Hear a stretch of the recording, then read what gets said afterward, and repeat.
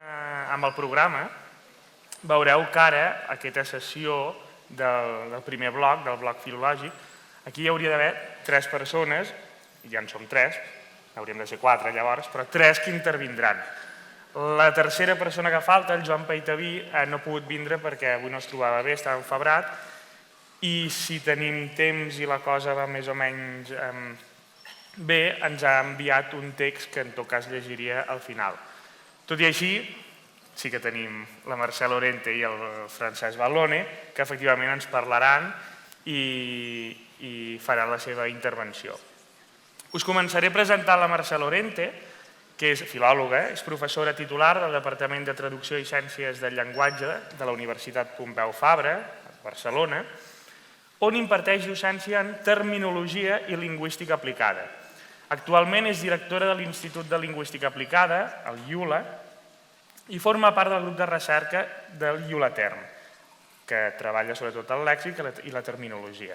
És membre de la secció filològica, de fet, tots tres, el Joan Paitaví, tots tres són membres de la secció filològica, des del 2016, en el cas de la Mercè Lorente, i actualment codirigeix amb Josep Martínez, de la Universitat d'Alacant, el projecte del nou diccionari normatiu de la llengua catalana. I precisament, justament d'això, és del que ens parlarà. L'hem convidada precisament al festival per això, perquè ens parli d'aquest projecte i més concretament del tractament i la consideració que tindrà la variació dialectal en el futur diccionari. Després, quan acabi la intervenció la Mercè Lorente, parlarà Francesc Ballone, que ens ve directament de l'Alguer. També és filòleg català, nascut a l'Alguer, a Sàsser, perquè a l'Alguer no hi havia hospital, però bé. No, sí que hi havia hospital. Ah, ja n'hi havia? Però he decidit així. Ah, d'acord. Sí.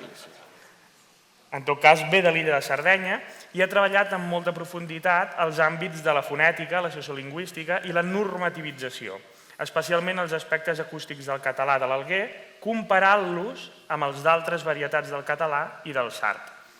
És director didàctic de l'Escola d'Alguerès Pasqual Escano, és coordinador del grup de treball per la normativització del català de l'Alguer i és ensenyant del laboratori d'Alguerès de la Universitat de Sàsser, a Sardenya.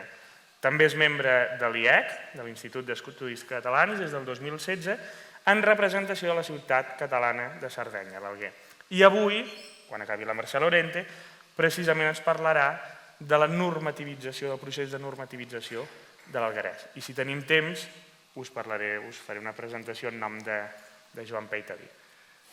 Per tant, Mercè... Molt bé, moltes gràcies. Si us sembla, m'aixeco, que em sento més còmoda. I tant.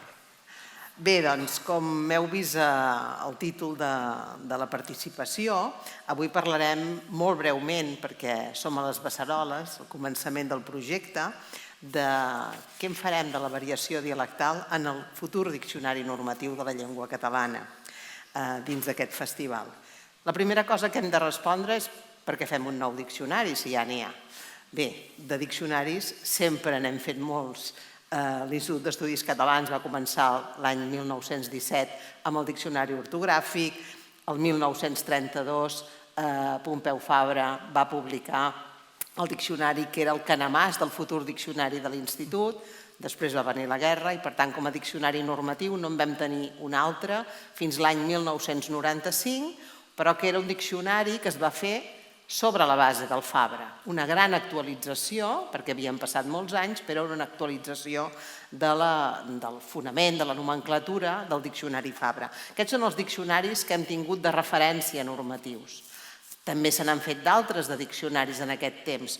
Abans ho comentava el doctor Beny, la immensa obra del Cuber Moll, el diccionari català-valencià-balear, però altres obres menors, diccionaris manuals, el manual de Fabra, el manual del diccionari de la llengua catalana de l'Institut, i darrerament n'hem fet d'altres.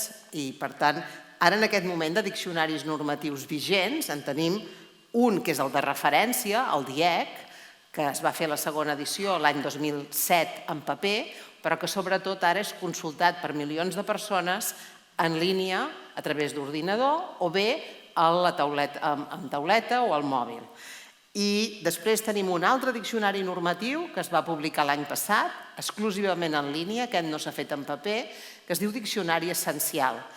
Volia ser un diccionari manual, un diccionari més petit que el DIEC, però en realitat ha sortit un diccionari molt innovador, perquè encara que té menys entrades que el DIEC, és un diccionari que té novetats que ja sortiran en el futur diccionari. Novetats que van començar a provar-se també en un diccionari que es va publicar també aquests anys, concretament el 2016 es va obrir la porta del Diccionari Descriptiu de la Llengua Catalana, que és un diccionari que no és normatiu perquè descriu el que es troba en el corpus textual i, per tant, hi ha peces normatives i ocurrències, variants que no han entrat en el diccionari de referència normatiu. Però hi ha moltes altres iniciatives lèxiques de l'Institut d'Estudis Catalans.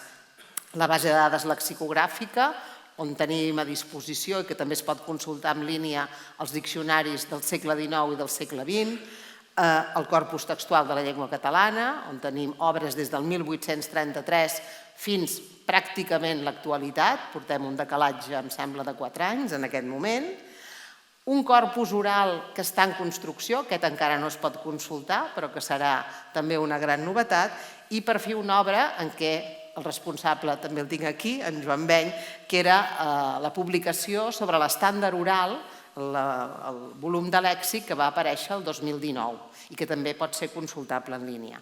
Vol dir que de feina se'n fa contínuament. Els diccionaris no són caixes tancades de fer-ho una vegada i no haver-ho de fer més. Per què?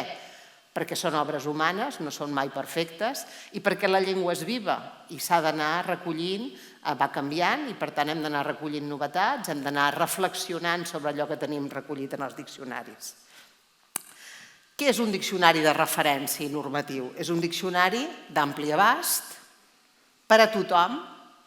Aquest que volem fer ara pot ser el màxim de col·laboratiu, serà en línia, no serà en paper, això ja ha passat a la història. Som molts encara els d'autors de papers i llegim les novel·les en paper, però els diccionaris fonamentalment és molt millor consultar-los en línia perquè van acollint les novetats. El diccionari actual s'actualitza cada 6 mesos i un cop l'any fins i tot es fa una roda de premsa, s'expliquen les paraules noves i tot això. Per tant, aquest serà permanentment actualitzat i és bo que es pugui consultar en línia. També volem que sigui un diccionari tecnològicament avançat. Ara, si entrem als ordinadors, veiem diccionaris que s'assemblen molt al paper. És a dir, pràcticament tenen la mateixa estructura, l'entrada, la definició, la categoria, i per tant, si hi ha remissions o si hi ha navegacions dins del diccionari, ho fem més o menys com faríem amb el paper. Podem fer-ho més fàcilment, però de fet anem de paraula en paraula. Aquí teniu l'entrada del diccionari normatiu actual que veiem a l'ordinador. Aquest diccionari, el que tenim ara, té unes 70.000 entrades i s'actualitza, com deia, semestralment. El DIEC és un diccionari, com us deia, també en línia, no m'entretindré en aquests altres diccionaris, el descriptiu, us convido simplement a remenar la pàgina de recursos lingüístics de l'Institut, perquè no tothom la coneix, i les preguntes que venen a continuació és, molt bé, doncs, si s'han d'anar fent diccionaris, perquè hem d'anar fent diccionaris actualitzats, aquest nou diccionari per a qui serà? Per fer què? Què té de nou? I quan el volem tenir? Això ja és més perillós, no sé si m'atreviré a dir-ho. En principi ja he avançat que vol ser un projecte cooperatiu, un projecte en curs, vam començar just l'any passat, l'estiu de l'any passat, serà només en línia, com he dit. A mi m'agradaria, però això és un desig molt personal, poder ensenyar-lo, si més no, l'any 32, perquè seria el centenari del Diccionari Fabra i això seria una meravella, per fer un altre festival de diccionaris. Dono idees. Vam començar a l'octubre del 2023 a treballar. Ha de ser un diccionari de referència per al conjunt de la llengua, que guiï els parlants de totes les variants dialectals. És a dir, la idea fonamental és que no hi hagi ningú que se senti exclòs del diccionari. Per això és un diccionari que d'entrada pensem que serà molt més ampli que els diccionaris que hem tingut fins ara en llengua catalana. Diccionaris que en altres llengües són força habituals. Si ara aquest té 70.000 entrades, pensem 120.000, 140.000. Aquestes són mesures de llengües com el francès, com l'italià. Aquesta seria una mica la nostra idea. Que visualitzi clarament, i aquí una idea molt important, el lèxic que compartim. Abans hem parlat de les varietats i dels dialectes, marcant les diferències, però s'ha dit molt bé, les diferències, però tenint en compte la unitat de la llengua. En aquest cas volem fer un pas endavant. Volem marcar especialment tot allò que compartim, encara que no sigui el lèxic habitual en els nostres idiolectes o en la nostra manera de parlar. No pot ser que no coneguem les formes més habituals entre els nostres veïns. Per tant, hi ha una part del lèxic que, encara que no sigui la nostra manera de dir, l'hem de conèixer, encara que sigui passivament. No se'ns ha de fer estranya, és la mateixa llengua. I, per altra banda, necessitem el lèxic que cal que coneguin i reconeguin tots els parlants de la llengua. És a dir, que el diccionari no els faci fora, que no cerquin paraules del seu dialecte i li diguin no hi és, no hi és, no hi és. Això tampoc no pot arribar a ser. Per tant, tot aquest contingut de variants dialectals, de la presència dels dialectes, ha de créixer necessàriament. Per aquí hem començat. Estem buidant com a desesperats totes les tesis del món que heu fet tots els dialectòlegs del món, del nostre món. És un diccionari de nova planta. Tenim el DIEC, tenim el Fabra, tenim altres diccionaris, evidentment que hi són presents i són models, però hem de partir del que trobem en el diccionari, el que trobem, en els corpus, el que trobem en la documentació. La nova planta vol dir això, replantejar-nos certes coses, replantejar-nos actualment la freqüència d'ús de certes paraules i replantejar-nos moltes coses que possiblement en altres diccionaris s'han anat arrossegant pel pes dels anys, per la tradició, perquè un d'alguna manera mira l'anterior. Ha de ser innovador, dissenyat com un recurs electrònic amigable. No hem de pensar tant en la fotografia del paper a la pantalla, sinó una cosa segurament més visual, amb més colors, amb moltes més possibilitats de navegació i sobretot adaptable a les necessitats i als perfils, perquè no tots els usuaris són iguals i per tant pot ser que algun usuari professional necessiti d'alguna manera fer-se'l més seu, amb aquestes possibilitats. I sobretot que sigui un diccionari funcional, que tingui en compte totes les necessitats de consulta dels usuaris, especialment amb l'ús actiu, que això és un element que sempre es vol en els diccionaris però no sempre es resol gaire bé. Els diccionaris serveixen per saber com s'escriu una paraula, què significa aquesta paraula, però volem també que els nous parlants hi trobin i com l'haig d'usar. Com l'he d'usar, amb què l'haig de combinar, no només la categoria, sinó certs comentaris sobre el registre de la llengua, sobre qüestions funcionals, qüestions pragmàtiques, que no sempre han estat ben recollides en els diccionaris en el passat. Bé, doncs aquesta és la nostra idea i com volem tractar la variació dialectal, com a mínim a nivell visual. Això és el que ara us mostrarem amb una provatura de joguina que hem fet, amb una cosa que es diu proves. Perfecte. Gràcies. Bé, un primer cas. Trobarem una casella de cerca i li posarem una paraula com tombarella. Una cosa que fan gairebé tots els nens del món, sobretot els nens dels països catalans, però no sempre hi diuen de la mateixa manera. Els grans ja no ho fem tant perquè ens fa mal l'esquena, però... I què ens trobarem? No ens trobarem tombarella i una definició. Trobarem tombarella, volantí, cucabela, potser n'hi haurà més, capbussó, capgirell, capitomba, corumbela, figuereta... Són algunes de les que tenim documentades. Continuarem tenint l'accés als diccionaris, com veieu a la part de baix, a d'altres diccionaris, però després també tindrem aquesta visió general. Això és la llengua catalana, variada. Tombarella, volantí, cucabela, per posar aquests 3 exemples, tenen la mateixa definició, però els exemples ja no tenen per què ser els mateixos, perquè Les nenes poden fer tombarelles, però els volantins normalment els fan els xiquets i les xiquetes. I les nines i els nins normalment juguen a fer cucaveles. Vol dir que intentarem que els exemples estiguin adequats també, no només entrar a la variació sense contextos, sinó repensar els contextos.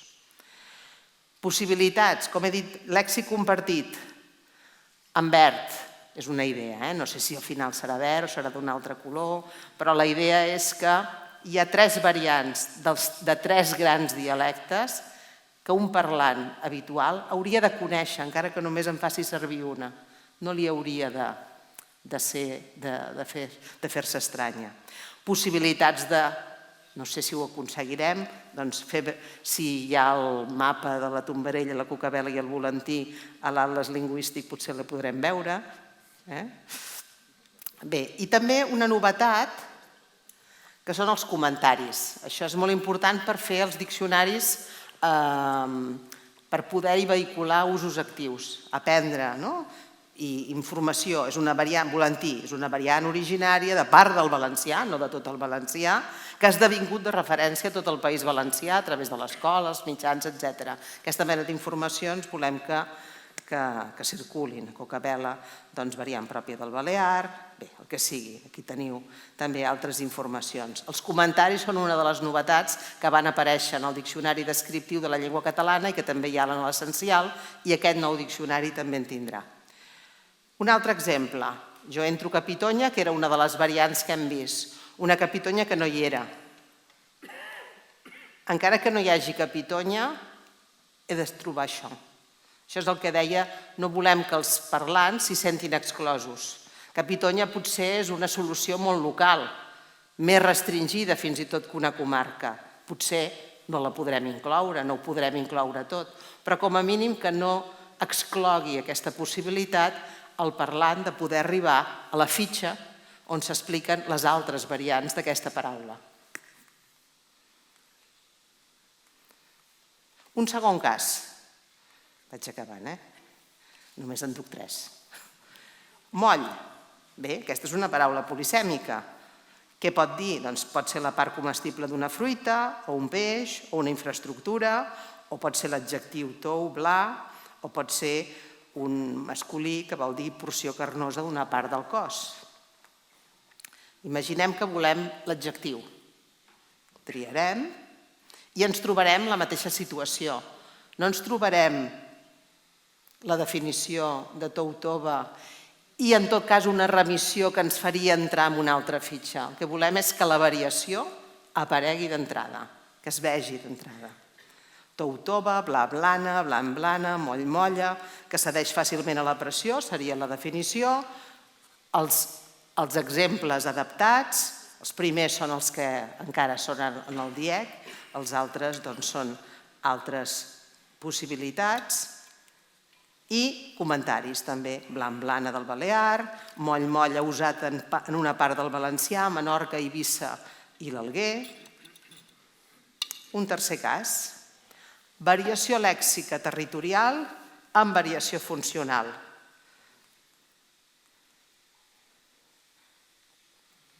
Cerco cercar i em trobo cercar i buscar.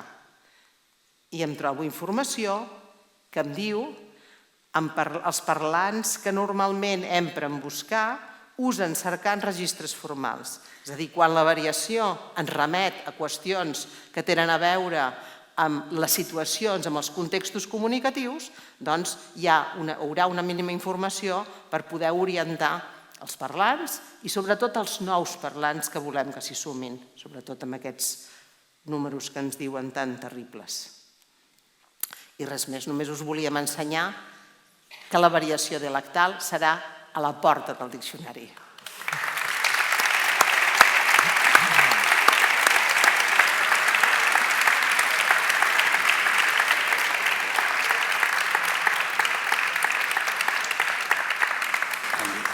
Canviem. Gràcies, Mercè. Gràcies per ajustar-te al temps, també. Que fer de Tribunal de la Inquisició no és agradable. No sé si tenim temps. Suposo que anem malament. Per fer preguntes pitjor, no? Ni una tampoc. A la pausa. Francesc. Va bé, gràcies. De tant en tant miraré el mòbil no per mirar missatges, sinó per autodisciplinar-me relativament al temps. Bé, normativa dell'Algarès. En una publicació de l'Istitut d'Estudis Catalans vaig tractar de la recepció de la normativa fabriana nel català de l'Alguer durant, a començar de l'inici del segle XX. Anche trattaré dell'ultim quart del segle XX. Quina era la situació a l'Alguer? Normalment els algaresos adaptaven la normativa, l'ortografia catalana moderna amb criteris individuals, no tenien un document local de referència, tenien aquesta exigència compartida entre associacions, militants i escriptors de trobar un model local que funcionés, però partint de l'ortografia catalana, clar. El risultat de tot això és stata la proliferació de diferents models locals entre les diverses associacions culturals. No tenien un únic model local. Diem que per solucionar aquest problema, perquè realment era un problema, s'ha proposat un model local al 2002. S'ha pubblicato un libro, Català de l'Alguer, criteris de llengua scritta, a cura di Luca Scala, i il mateix treball ha estat avaluat per l'Institut d'Estudis Catalans, que al 2003 pubblica de manera digital el mateix document amb modificacions mínimes amb el nom de model d'àmbit restringit. L'objectiu d'aquest model d'àmbit restringit era de crear un model cap al qual les associacions culturals i lingüístiques locals es poguessin adreçar una mica, no? Un model convergent, un model, si podem dir, che posessi una mica de pau alla situazione una mica fragmentata che tenien a l'Alguer. Il risultat è stato aquest? Probablement no. Io ora utilizzerei les paraules de Rafael Caria, che m'ha precedit com a membre corresponent de la secció filològica dels Estudis Catalans a l'Alguer, que n'escriu al 2006 el llibre Apunts per a un llibre blanc. Vull remarcar, ara no estem tractant del contingut d'aquell document.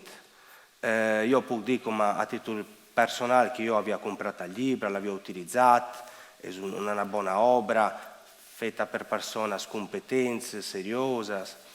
Il problema era sì, aveva tenuto la forza di unificare di alguna maniera le tendenze centrifughe locali delle associazioni culturali. Així nasce Rafael Caria. Non si può parlare, tratta l'argomento in una maniera più ampia. Non si può parlare del futuro dell'Algarès, noi parla de compromís, és a dir, de capacitat entre persones que tenen responsabilitats públiques de dialogar i de buscar sempre una tercera via, la compartida per tothom. Aquesta condició va ser impraticable en aquests darrers 20 anys. O sigui, segons aquest intel·lectual, el problema algarès, la qüestió algaresa no s'havia solucionat amb la publicació d'aquest document. I continua.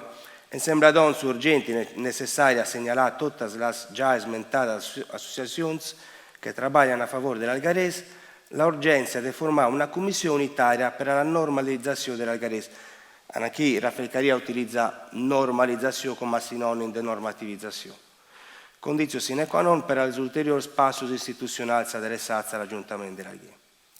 I doncs ell fa una proposta, no és una proposta original de Rafael Caria, ell s'estava fent portaveu d'una necessitat que tots tenien, o sigui aquella de crear una comissió unitària per a la normalització de l'algarès que procurarà d'assolir les prioritats següents: la realització d'una gramàtica situacional de l'algarès, la realització d'una gramàtica normativa, la redació del reglament per a la normalització lingüística de l'algarès. Són totes paraules per dir que el problema era considerata ancora oberta, vigente.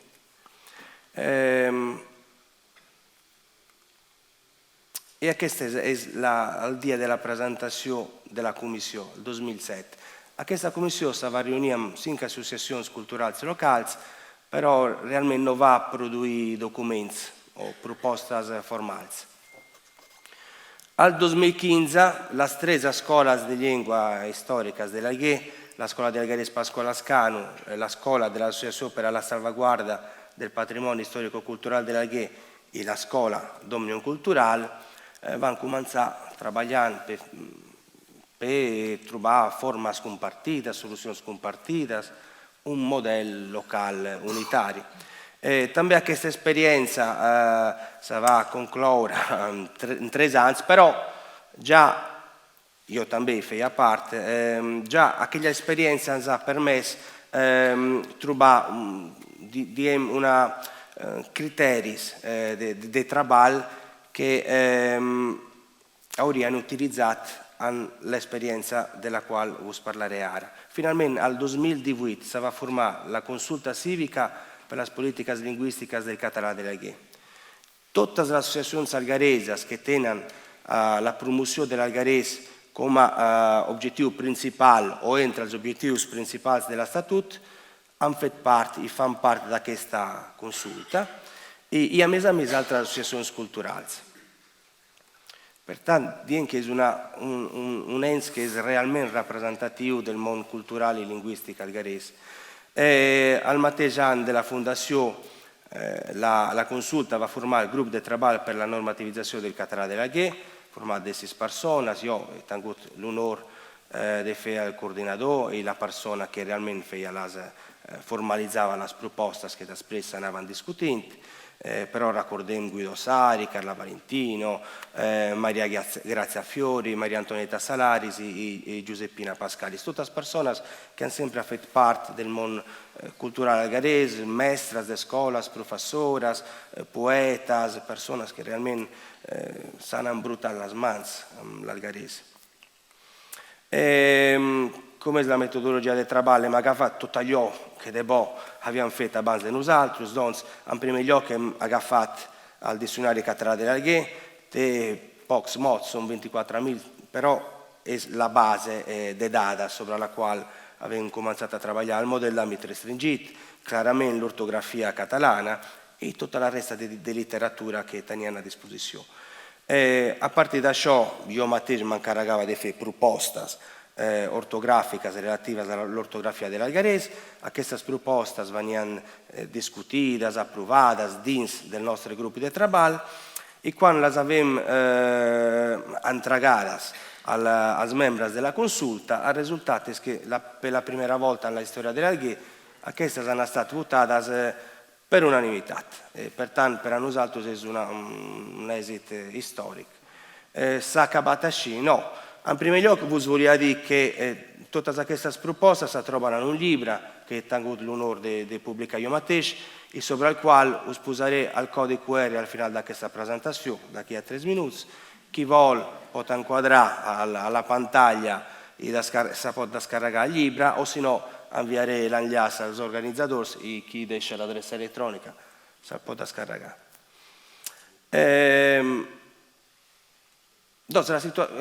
Per resumere, siamo partiti da una situazione iniziale che era come minimo polarizzata tra le associazioni culturali locali. Abbiamo fatto una proposta locale che, come potete vedere, ha un rettangolo, però a questi punti bianchi che rappresentano l'associazione non sono tutti dentro questo rettangolo, che significa che noi abbiamo voluto fare una proposta elastica, cioè teniamo una base comune che si rappresenta tutti, després sia un'associazione, sia un individuo, un poeta, che sigui, un cantante, té necessità di utilizzare també una forma di transizione entre l'algherese e la lingua standard. Va benissimo, va benissimo. E ora che in punto siamo? Che tutto ciò l'abbiamo inviato all'Istituto di Studi Catalani per un'evaluazione. Stanno facendo un'evaluazione. È stata un'evaluazione previa per il gruppo di lessicografia che ne hanno dato una valorazione positiva, cioè che hanno compreso che la situazione dell'Alghe ara necessita pragmatismo. Immaginavo solamente che all'inchiesta d'usos linguistics all'Alghe che vanno pubblicare fa alcuni anni, risulta che al 92% degli algaresos praticamente non sa scrivere l'algarese. Un 8% sì che sa scrivere, però da questo 8% un 5% la scrive se c'è alcun tipo di guia, di aiuto, praticamente non sa scrivere in maniera autonoma. Gli algaresos che sanno scrivere l'algarese in maniera autonoma sono al 3%. Quindi la nostra intenzione non è quella di cristallizzare forme dialettali negli algaresos, senza possibilità di utilizzare forme standard. Al contrario, noi vorremmo fare in maniera che sempre a me gli algaresos puguin familiarizzare l'ortografia catalana, partendo da forme che risultano messe familiari, e partendo da là, després chi te gana la necessità di utilizzare forme standard, benvenghi. E doncs, només això. Aquest és el codi QR que podeu fotografar si voleu, i doncs jo he acabat.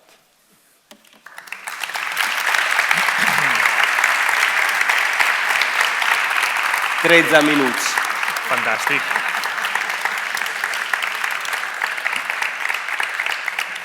Que l'heu entès? No sembla que sigui català, Avui, mentre dinàvem, i s'ha consultat el menú per decidir què menjaria avui per dinar, ens ha donat una idea pel segon, com a subtítol, Òscar, pel segon congrés, pel segon festival, si s'arriba a fer, que és consulteu el personal per les intoleràncies dialectals. Queda dit. I bé, ara seria el torn de Joan Peitaví, però entre que no hi és, ja ens ho fem anar bé i que no tenim temps, penjarem el text que ens ha enviat al web perquè el pugueu consultar, d'acord?